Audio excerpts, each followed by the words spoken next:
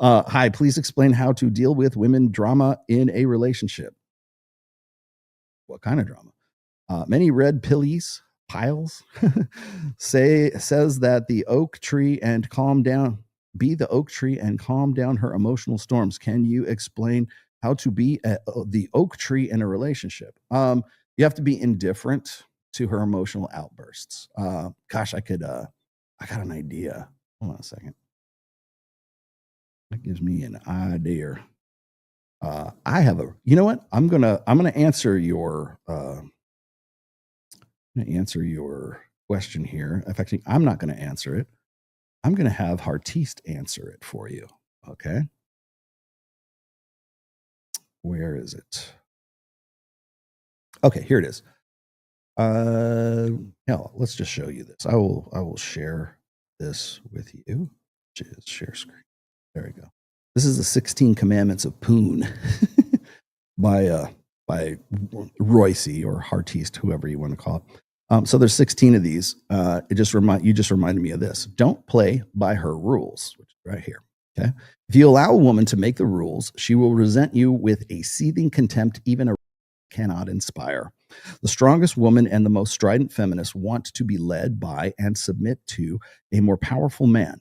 Polarity is the core of a healthy, loving relationship. And by the way, I live by that rule. She doesn't want the prerogative to walk all over you with her capricious demands and mercurial moods. Her emotions are a hurricane, her soul a saboteur. Think of yourself as a bulwark against her tempest. When she grasps for a pillar to steady herself against the whipping winds or yearns for an authority figure to foil her worst instincts, it is you who has to be there, strong, solid, and unshakable and immovable. So don't play by her rules.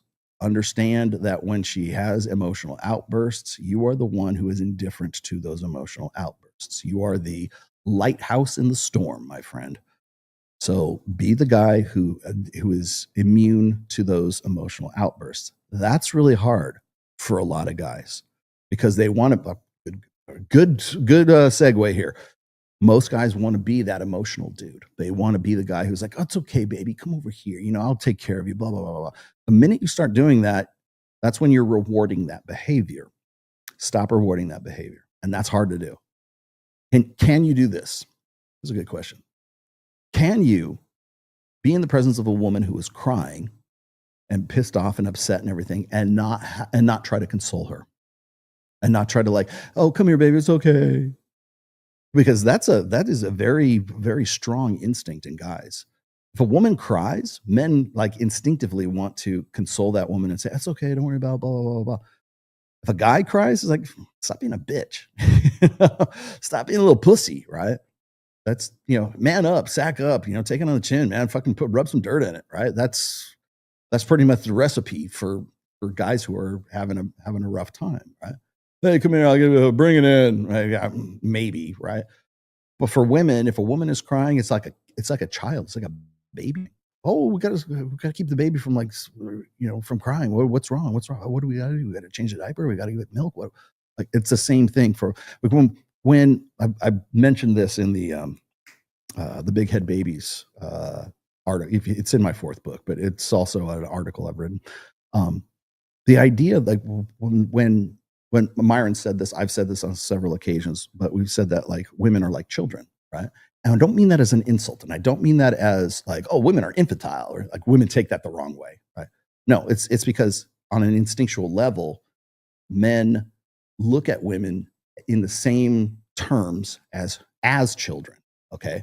Meaning that they're still delicate, they're still vulnerable, they need protection, right? They need to have the same, or at least a margin of the same kind of attention that a child would need. And not that, oh, they're stupid and they're emotional and they're just dumb children. That's what people take it as.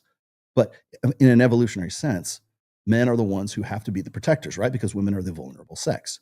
So how do you get men to protect that vulnerable sex? You imbue that woman with a little bit of that childishness that the children have too, because the children are very delicate and even more vulnerable.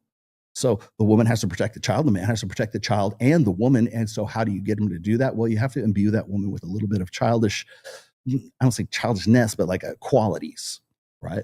And so that's why it seems like women are just like oh, they're just stupid children. I don't know. That was never come out of my mouth.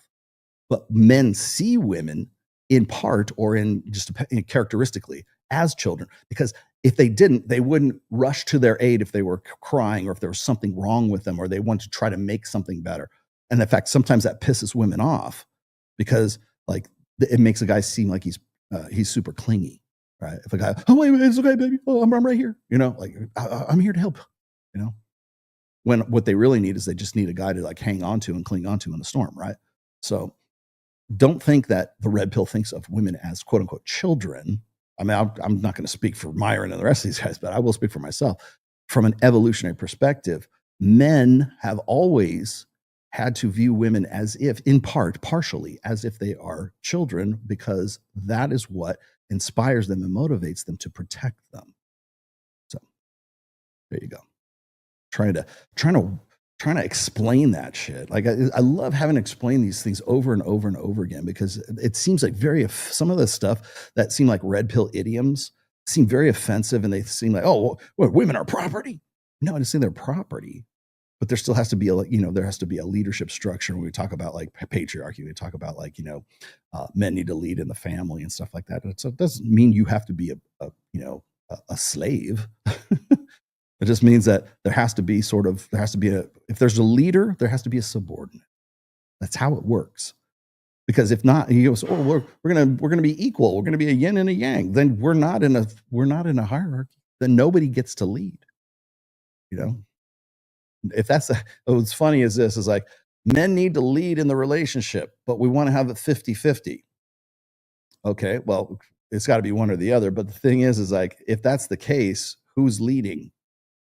Is anybody leading in the relationship? If it's 50-50, who gets the responsibility?